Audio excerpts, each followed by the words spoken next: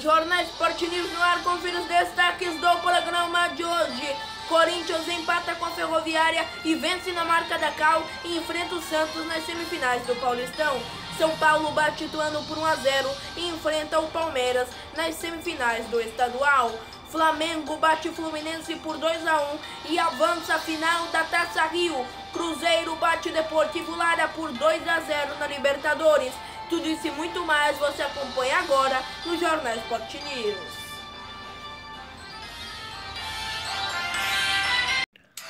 Na Arena Corinthians empatou com a Ferroviária por 1-1. Inacreditável, hein? Teve que ir para os pênaltis porque foi mais uma partida muito equilibrada, erradamente equilibrada. Corinthians tinha que ter amassado a Ferroviária ou ganhar de 1-0 mesmo, com o gol do Júnior Urso aos 34 do primeiro tempo. Bom jogo do Pedrinho, bom jogo do Cleison, bom jogo do Corinthians. Faltou colocar a bola para dentro da rede. Com o Wagner Love, que não dá um chute certo no gol. Com o Cleison, que articula, mas quando é a vez dele de chutar, chuta errado. E é claro que erros na defesa corintiana permitiram que a Ferroviária conseguisse atacar. E Thiago, aos 15 do segundo tempo, deixou tudo igual. Por sorte, nos pênaltis tem um goleiro como o Cássio e a Ferroviária era péssima, pavorosa para bater pênaltis. Por essa sorte, o Corinthians passa.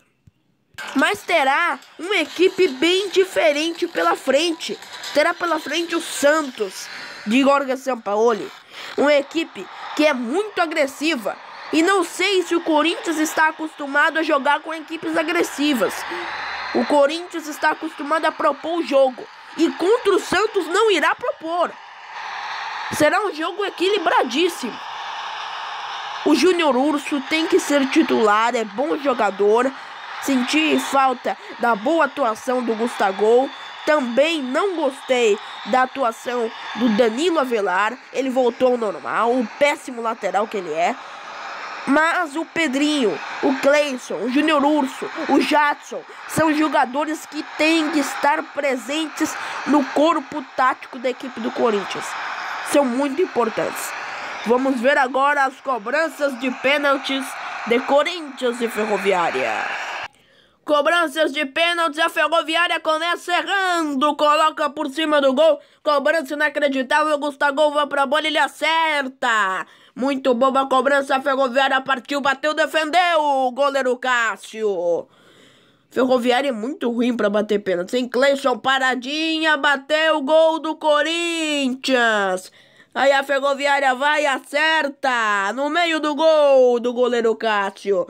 Danilo Avelar e ele perde. Alguma surpresa que ele perdeu o pênalti? Alguma surpresa? Ninguém se surpreendeu, né? E o gol da Ferroviária. E o Corinthians partiu pra bola, bateu. E o gol do Mauro Bocelli, o goleiro da Ferroviária, vai e acerta. E aí o Corinthians faz o gol com o Pedrinho e se classifica à próxima fase do Campeonato Paulista. Mas o time lutou e agora vamos para a semifinal. Coletiva do técnico Fábio Carilli falando após Corinthians 1, Ferroviária 1. Corinthians venceu nos pênaltis e enfrenta o Santos nas semifinais do Paulistão. Escolha, ele que pediu para ser o último batedor, a quinta cobrança, e que dá para projetar do clássico contra o Santos. Faz pouco tempo, né, que se enfrentaram, né, Corinthians e Santos. Vai ser diferente daquele jogo que foi aqui em Itaquera? É difícil falar se vai ser diferente ou igual. Agora a gente começa a estudar estratégia dos dois lados, nos enfrentamos, tivemos dificuldade no jogo, eles tiveram também, agora se acerta para esse jogo. Então é difícil falar assim o que vai ser. Acredito que vai ser um grande jogo, porque a gente vai propor jogo e o Santos é um time que propõe jogo também.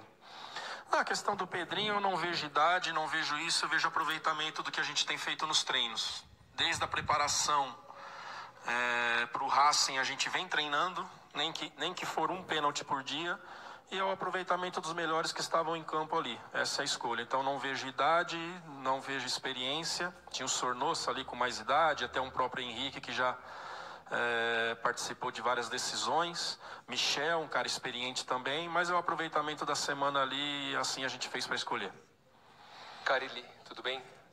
Em relação à montagem do Corinthians, tanto a formação tática quanto aos atletas, você disse no começo do campeonato que durante a competição você iria encontrando os seus titulares. E hoje você fez 2 modificações para o início da partida, né? O Jadson ganhou oportunidade, o Wagner Love foi mantido. E o próprio desenho do Corinthians, que você disse que tinha encontrado também, hoje talvez pela circunstância você mexeu 2 vezes. Nesse momento, semifinal de Campeonato Paulista, em que estágio você acha que na sua cabeça está tanto o modelo de jogo do Corinthians, a formação tática e também os jogadores, né? Você já está bem definido ou você tem algumas dúvidas ainda na cabeça? Não, tá definido. A gente começou o jogo da mesma forma que fizemos os últimos, Jadson fazendo a função do Sornosa. Campeonato Paulista, Ituano 0, São Paulo 1. Mais uma vez um belo jogo do São Paulo, principalmente por conta do Antony, que eu elogiei ele no domingo aqui, e ele tá de parabéns porque fez mais uma espetacular partida. O São Paulo avança, mas tem o Palmeiras que considera o Campeonato Paulistinha pela frente, mas vai ser difícil a partida. Igor Lisieiro, aos 26 do primeiro tempo, abriu o placar para o São Paulo, mas o Ituano mais uma vez mostrou que não é equipe de ficar na retranca, de esperar o adversário, vai para cima. Muitas vezes o São Paulo teve que recuar um pouco pela pressão ofensiva do Ituano, principalmente do Morato, o principal jogador da equipe adversária. O Ituano é eliminado, mas fez um bom Campeonato Paulista, conseguiu ganhar do Santos, jogou de igual para igual com o São Paulo. A partida do São Paulo realmente não foi de encher os olhos, mas foi uma boa partida, tendo em vista o que vinha acontecendo no São Paulo nos últimos jogos. E se no jogo diante do Palmeiras o técnico Wagner Mancini utilizar o Nenê e mesclar ele com o Antony, com o Igor Gomes, o São Paulo tem tudo para fazer uma boa partida e uma boa classificação diante do Palmeiras. Mas o jogo será difícil. Para disputar de igual para igual, tem de colocar esses jogadores em campo.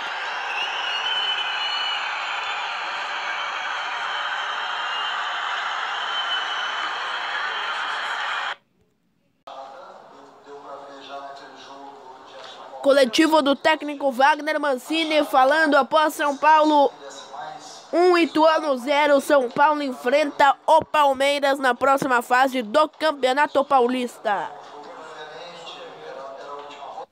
Os dois brigando, um para chegar a outra fase, o outro para não cair. Mas os 2 últimos jogos diante do Ituano, o São Paulo mostrou uma liga muito forte, né? Uma saída de trás com muita velocidade, um time leve. Então acho que nesse sentido o melhor time do São Paulo hoje, na minha visão, é este. A chegada do Pato é exatamente o caminho dentro de um planejamento que está sendo feito ao longo do ano. Nós sabemos a qualidade do Pato e com certeza ele vai chegar e vai nos ajudar. Mancini, boa noite. A gente sabe que muitas vezes em momentos de dificuldade os garotos precisam mostrar uma certa maturidade um pouco mais rápido. Essa garotada do São Paulo vem mostrando isso no momento certo também, né?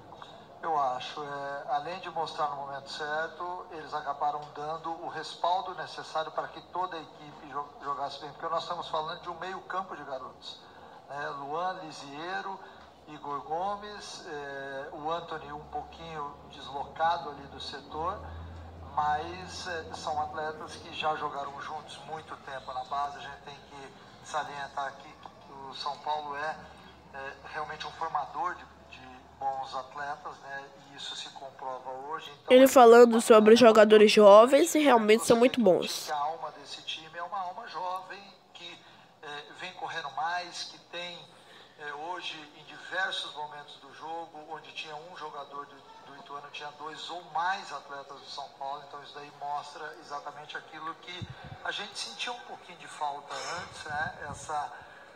Essa sagacidade, essa... Campeonato Carioca, Flamengo 2, Fluminense 1. Partida com muita emoção no Maracanã. Jogo super tenso. Flamengo não teve o mesmo domínio, a mesma facilidade para ganhar a partida como teve diante do Fluminense. O jogo foi um pouco mais complicado, De longe, de fora da área, René abriu o placar para o Flamengo aos 29 do primeiro tempo. E teve aquela expulsão naquele lance do Bruno Henrique. O Bruno Henrique, até então, era o jogador que dava tranquilidade ao Flamengo, que tinha as oportunidades na bola aérea. Mas teve toda aquela briga, o árbitro olhou o VAR, marcou o pênalti em cima do Everaldo. Pênalti muito bem marcado, não tem conversa. Revejam aí o lance, o Everaldo entra na área e é empurrado. Aí não tem conversa. Pênalti muito bem marcado pela arbitragem. Não tem por que ter confusão. Até porque o Flamengo recebeu um pênalti parecido com o gol do Everton Ribeiro, que classificou o Flamengo para a final da Taça Rio. Portanto, não tem reclamação. O Fluminense jogou mal no geral. Foi esse pênalti que deu um ar de respiro para o Fluminense. Eles respiraram um pouco na partida, mas jogaram muito mal. O jogo foi dominado pelo Flamengo, que não teve tanta efetividade. Pênalti batido. E o gol do Ione Gonçalves aos 15 do segundo tempo no canto do Diego Alves, que nem precisou trabalhar, né? O Flamengo jogou bem, dominou a partida. O Bruno Henrique bem na bola aérea. O Flamengo tinha as melhores chances, chutava, agora não conseguia efetivar. E o jogo super tenso, o Abel Braga passou até mal. Pra você ver o nível de tensão da partida. E aí o pênalti marcado a favor do Flamengo. Nem precisou olhar o VAR. E veja que a hipocrisia de ambos os lados. Porque se marcou um pênalti pro Fluminense igualzinho a esse, e ninguém reclamou, por que vai reclamar quando é do Flamengo? E vale pros dois. Tem que acabar com isso no futebol. Tem que seguir o exemplo do Rodrigo Caio e fazer o fair play. Ser honesto no futebol.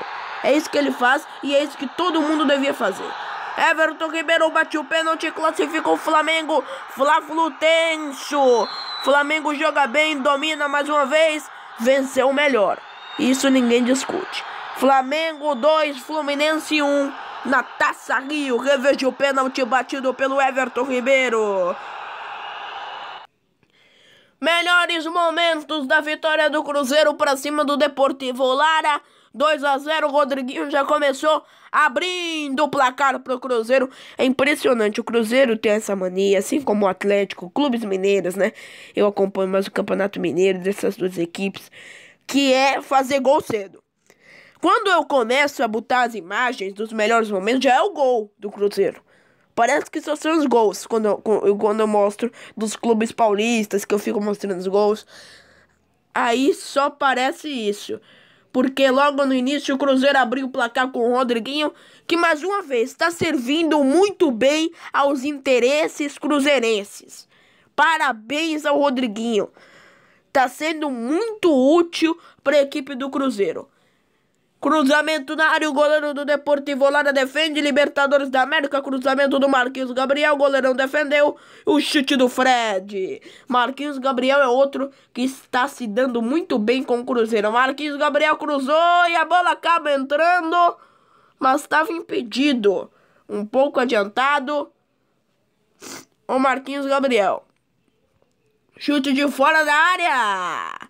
O Fred deu e o Egídio chutou por cima do gol da equipe do Deportivo Lara. Cruzeiro dominou toda a partida, não deu espaços para o Deportivo Lara crescer na partida. O goleiro do Deportivo Lara teve que trabalhar bastante. Aí já no segundo tempo o Rodriguinho girou, bateu para fora, bateu mal.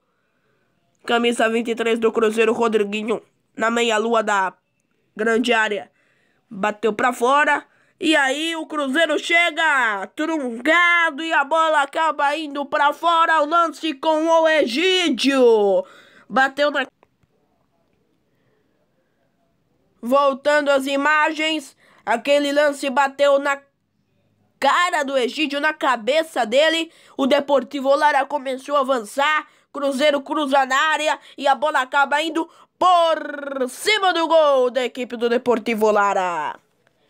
Mas o Cruzeiro avança e bate o camisa 27, acaba fazendo o gol, o segundo gol do Cruzeiro na partida. camisa 7 pedalou, o Fred deu e ele bateu pro fundo do gol. Cruzeiro 2, Deportivo Lara 0. Foi o Rafinha que fez o gol, hein?